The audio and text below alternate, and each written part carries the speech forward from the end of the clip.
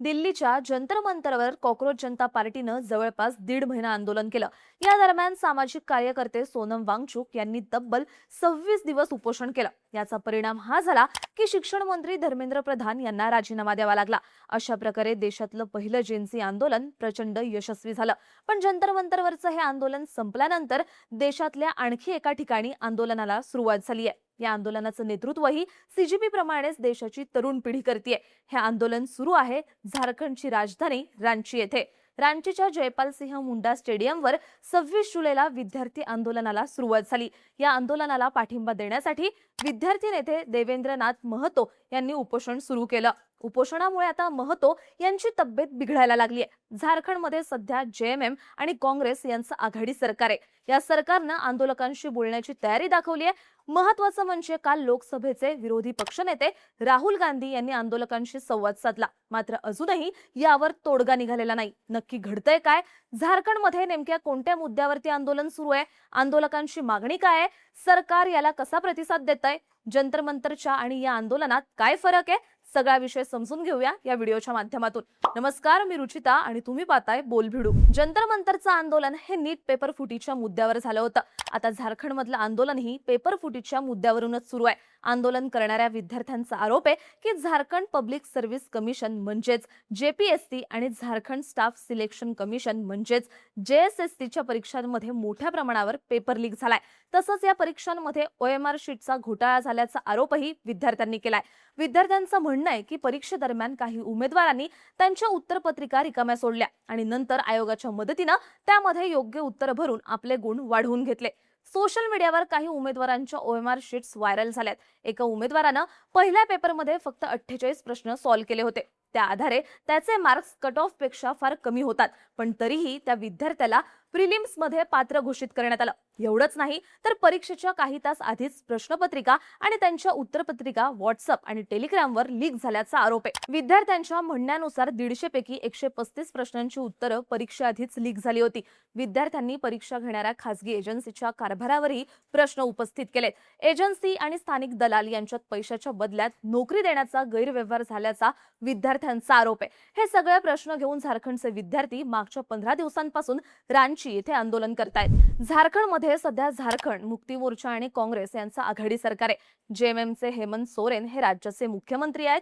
राज्याचं शिक्षण मंत्रालय सुद्धा त्यांच्याकडेच आहे। आता विद्यार्थ्यांच्या या मागण्यांवर सरकारकडून काय पावलं उचलण्यात आली तर सरकारनं या प्रकरणाचा तपास सीआयडी कडे सोपवलाय। पण विद्यार्थ्यांचं म्हणणं आहे की त्यांचा राज्याच्या सीआयडी वरती विश्वास नाही। या सगळ्या प्रकरणाची चौकशी सीबीआय कडून किंवा उच्च न्यायालयाच्या निवृत्त न्यायाधीशांच्या समितीकडून व्हावी अशी विद्यार्थ्यांची मागणी आहे। धानली झालेली जेपीएससी पूर्व परीक्षा तत्काळ रद्द करून पुन्हा नव्यानं परीक्षा घेतली जावी। तसंच वारंवार होणारे पेपर लीक रोखण्यासाठी सिस्टीम मध्ये मोठे सुधारणात्मक बदल करावेत अशी मागणी विद्यार्थ्यांनी केली आहे। 25 जुलैला झारखंडच्या वेगवेगळ्या विद्यार्थी संघटनांनी एकत्र येत रांची इथल्या जयपाल सिंह मुंडा स्टेडियमवरती आंदोलनाला सुरुवात केली। या आंदोलनाचा मुख्य चेहरा आहेत झारखंडचे प्रमुख युवा विद्यार्थी नेते आणि सामाजिक कार्यकर्ते देवेंद्रनाथ महतो। महतो हे जेपीएससी आणि जेएसएससी रिफॉर्म मंचचे समन्वयक आहेत।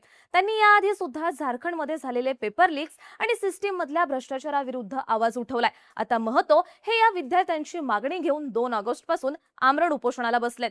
सुरुवातीला महतो यांनी अन्न आणि पाण्याचाही त्याग केला होता। मात्र सोनम वांगचुक यांच्या सल्ल्यानंतर त्यांनी पाणी प्यायला सुरुवात केली, पण ते मागच्या 5 दिवसांपासून अन्न घेत नाहीयेत। एवढंच नाही तर 4 ऑगस्टच्या रात्रीपासून महतो यांना समर्थन देण्यासाठी आणि आंदोलन आणखी तीव्र करण्यासाठी आणखी 5 विद्यार्थी उपोषणाला बसलेत।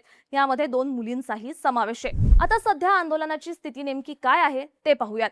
तर मागच्या काही दिवसात आंदोलन आणखी तीव्र झाल्यामुळे झारखंड सरकारनं विद्यार्थ्यांशी चर्चेची तयारी दाखवली आहे। यानंतर विद्यार्थ्यांनी चर्चेसाठी 11 सदस्यांची एक समिती स्थापन केली। या समितीत 8 विद्यार्थी, एक पत्रकार, एक पालक प्रतिनिधी आणि एका वकिलाचा समावेश आहे। दुसरीकडे राज्य सरकारनं विद्यार्थ्यांशी चर्चा करण्यासाठी मंत्री दीपिका पांडे सिंग आणि सुदिव्य कुमार यांच्या नेतृत्वाखाली समिती स्थापन केली आहे। विद्यार्थी आणि सरकारमध्ये 6 ऑगस्टच्या संध्याकाळी चर्चा होणार होती, मात्र ही चर्चा झाली नाही। त्यानंतर गुरुवारी रात्री 10:30च्या सुमारास सरकारकडून एसडीओ आणि एसडीएम यांनी आंदोलन करणाऱ्या विद्यार्थ्यांशी संवाद साधला। त्यांच्यातली चर्चा सुमारे 45 मिनिटं चालली. सरकारला विद्यार्थ्यांशी बोलायचंय असं अधिकाऱ्यांनी स्पष्ट केलं. मात्र विद्यार्थी त्यांच्या मागण्यांवरती ठाम आहेत. यामुळे अजूनही सरकार आणि विद्यार्थ्यांमध्ये चर्चा होत नाहीये. खरं तर मागच्या काही दिवसात झारखंडच्या या आंदोलनानं चांगलाच जोर पकडलाय. शुक्रवारी सकाळी उपोषण करत असलेला विद्यार्थी राहुल क्रांती याची तब्येत अचानक बिघडली, ज्यानंतर त्याला रांचीच्या सदर रुग्णालयात दाखल करण्यात आलं. एवढंच नाही तर आंदोलनाचा मुख्य चेहरा असलेले देवेंद्रनाथ महतो यांची प्रकृती सुद्धा खालावलेली आहे. डॉक्टरांनी त्यांना दवाखान्यात दाखल होण्याचा सल्ला दिलाय. त्यांची तब्येत आणखी खालावली तर त्यांच्या जीवाला धोका निर्माण होऊ शकतो असा इशारा देण्यात आलाय. त्यामुळे आता झारखंड सरकारवरती लवकरात लवकर हालचाली करण्याचा दबाव वाढलाय. मुळात झारखंडमध्ये काँग्रेस पक्ष सत्तेत असल्यामुळे राहुल गांधी इतक्या दिवसांपासून या मुद्द्यावरती शांत आहेत असा आरोप केला जात होता. पण गुरुवारी रात्री राहुल गांधी यांनी उपोषणाला बसलेले विद्यार्थी नेते रवींद्र पासवान यांच्याशी फोनवरून संवाद साधला. काँग्रेस पक्ष विद्यार्थ्यांच्या पाठीशी उभा असल्याचं राहुल गांधी यांनी विद्यार्थ्यांना सांगितलंय. मात्र इकडे झारखंड सरकारचा आरोप आहे की या आंदोलनामागे विरोधी पक्ष भाजप आणि कोचिंग माफिया आहे. झारखंड सरकारचे मंत्री सुदिव्य कुमार यांनी विद्यार्थ्यांच्या शिष्टमंडळात ॲडव्होकेट जनरलचा समावेश करण्यावर आक्षेप घेतलाय. सरकार विद्यार्थ्यांच्या हिताशी कोणतीही तडजोड करणार नाही, पण विद्यार्थ्यांनी त्यांचं आंदोलन राजकीय हस्तक्षेपापासून वेगळं ठेवावं असं झारखंड सरकारचं म्हणणं आहे. थोडक्यात विद्यार्थ्यांच्या शिष्टमंडळामध्ये कोणाचा समावेश असावा यावरून सरकार आणि विद्यार्थ्यांमध्ये मतभेद आहेत. सरकारचं म्हणणं आहे की शिष्टमंडळामध्ये फक्त विद्यार्थ्यांचा समावेश असावा, मात्र विद्यार्थ्यांना सरकारची ही मागणी मान्य नाही. यामुळे अजूनही चर्चेचा डेडलॉक आहे. सध्या झारखंड विधानसभेचं पावसाळी अधिवेशन सुरू आहे. त्यामुळे विरोधी पक्ष असलेल्या भाजपनं हा मुद्दा विधानसभेतही उपस्थित केलाय. अधिवेशनाच्या पहिल्या दिवशी विरोधी आमदारांनी विधानसभेच्या आवारात जोरदार घोषणाबाजी केली. भाजपनं विद्यार्थ्यांची सीबीआय चौकशीची मागणी लावून धरली आहे. एवढंच नाही तर आयसासह आणखी 2 विद्यार्थी संघटनांनी विधानसभेपर्यंत मोर्चा काढण्याचीही घोषणा केली आहे. त्यामुळे आता हे आंदोलन हळूहळू आणखी मोठं व्हायला लागलंय. कॉक्रोच जनता पार्टीच्या आंदोलनाप्रमाणे झारखंडच्या विद्यार्थ्यांनी अजून तरी शिक्षण मंत्र्यांचा राजीनामा मागितलेला नाही. मात्र आता विद्यार्थ्यांचं म्हणणं आहे की जर सरकार त्यांचं म्हणणं ऐकू शकत नसेल तर राजीनामा व्हायला हवा. इथे महत्त्वाची गोष्ट म्हणजे झारखंडचे मुख्यमंत्री हेमंत सोरेन यांच्याकडेच राज्याच्या शिक्षण विभागाचा कारभार आहे.